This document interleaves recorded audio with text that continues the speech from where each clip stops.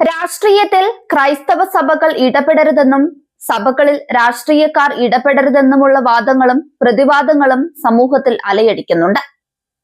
കൈസർക്കുള്ളത് കൈസർക്ക്, ദൈവത്തിനുള്ളത് ദൈവത്തിന് എന്ന വരികളുടെ വ്യാഖ്യാനമായി ചിലർ പറയുന്നു. പക്ഷെ ഇലക്ഷൻ എടുക്കുമ്പോൾ എല്ലാ സഭകളും മിക്കപ്പോഴും രാഷ്ട്രീയ നിലപാടുകൾ പ്രകടിപ്പിക്കാറുമുണ്ട്. സമദൂരവും ശരിദൂരവും അന്തരീക്ഷത്തിൽ മുഴങ്ങിക്കേൾക്കാറുമുണ്ട്. അതിനൊരു ഉദാഹരണമാണ് യാക്കോബായ നിരണം മെത്രാന്റെ വാചകം, തുടർഭരണം വേണ്ടയെന്ന്.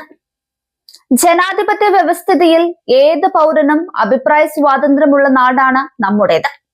മെത്രാനും പൗരനാണ്, അഭിപ്രായം പറയാം.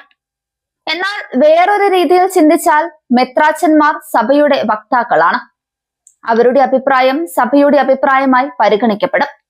സഭയിൽ വിവിധ രാഷ്ട്രീയ പാർട്ടിക്കാരുണ്ട്. അപ്പോൾ മെത്രാച്ചന്മാരുടെ അഭിപ്രായം എങ്ങനെ സഭയുടെ അഭിപ്രായമാകുമെന്ന മറുചോദ്യവുമുണ്ട്. അതിന് മറുപടി ഒരിക്കലും ഇല്ലെന്ന് തന്നെയാണ്. പക്ഷെ പുറമെയുള്ള ഭൂരിപക്ഷ സമുദായക്കാർ കരുതുന്നത് തിരുമേനിമാരുടെ കീഴിൽ എല്ലാവരും ഒറ്റക്കെട്ടാണ് എന്നാണ്. അതങ്ങനെ നിലനിൽക്കട്ടെ. സഭയ്ക്ക് രാഷ്ട്രീയത്തിൽ ഇടപെടണമെങ്കിൽ ജനാധിപത്യ സംവിധാനങ്ങൾ സഭയ്ക്കുണ്ട്. വിവിധ കമ്മിറ്റികളിൽ ചർച്ച ചെയ്ത് രാഷ്ട്രീയ തീരുമാനമെടുക്കാം. പക്ഷെ അത് അത്ര നിസ്സാരമല്ല.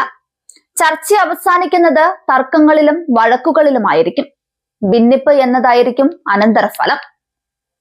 എന്നാൽ സഭകൾ അനുഭവിച്ച അവഹേളനങ്ങൾ, പീഡനങ്ങൾ എന്നിവ ചർച്ച ചെയ്താൽ സഭയെ സ്നേഹിക്കുന്നവർ എന്ന നിലയിൽ ഒരു രാഷ്ട്രീയ നിലപാട് സഭാമക്കൾക്ക് ഉരുത്തിരിയുകയും ചെയ്യും. ഈ ആധുനിക ലോകത്ത് സഭാമക്കൾ നിരന്തരം വാർത്തകൾ നിരീക്ഷിക്കുകയും രാഷ്ട്രീയ നിലപാട് കൈക്കൊള്ളുകയും ചെയ്യുന്നുണ്ട്. എല്ലാവർക്കും സ്വാതന്ത്ര്യവും ബുദ്ധിയുമുണ്ട്. അത് നല്ലത്. അതിനാൽ ഓർത്തഡോക്സ് സഭയിലെ തിരുമേനിമാരെങ്കിലും ഇലക്ഷൻ എടുത്ത ഈ കാലത്ത് രാഷ്ട്രീയം സംസാരിക്കരുത്. മുൻകാലത്ത് സംസാരിച്ചിട്ടുണ്ട്.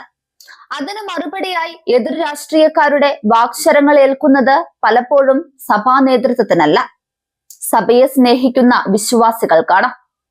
നിങ്ങളെ പൊതുസമൂഹത്തിൽ വിചാരണ ചെയ്യുമ്പോൾ സഭാമക്കൾക്കാണ് വേദന ഉണ്ടാകുന്നത്.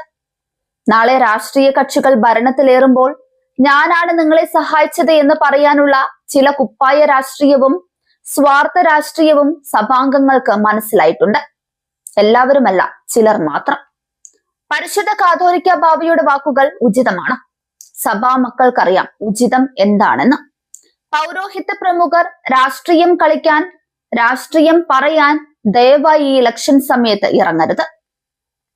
സൈബർ അറസ്റ്റ് പേടിച്ച് കോടികൾ നഷ്ടപ്പെട്ട മെത്രാന്റെ വാക്കുകൾ വീണ്ടും ചർച്ചയാവുകയാണ്. ഒപ്പം വാചകം പറഞ്ഞ ബിഷപ്പിനെ പറ്റിയും. നിലപാടിലെ ശരിയോ തെറ്റോ അല്ല, നിലപാടെടുക്കാനുള്ള യോഗ്യതയാണ് പ്രശ്നം. കുപ്പായത്തിനുള്ളിലെ രാഷ്ട്രീയമാണ് ചർച്ച ചെയ്തത്.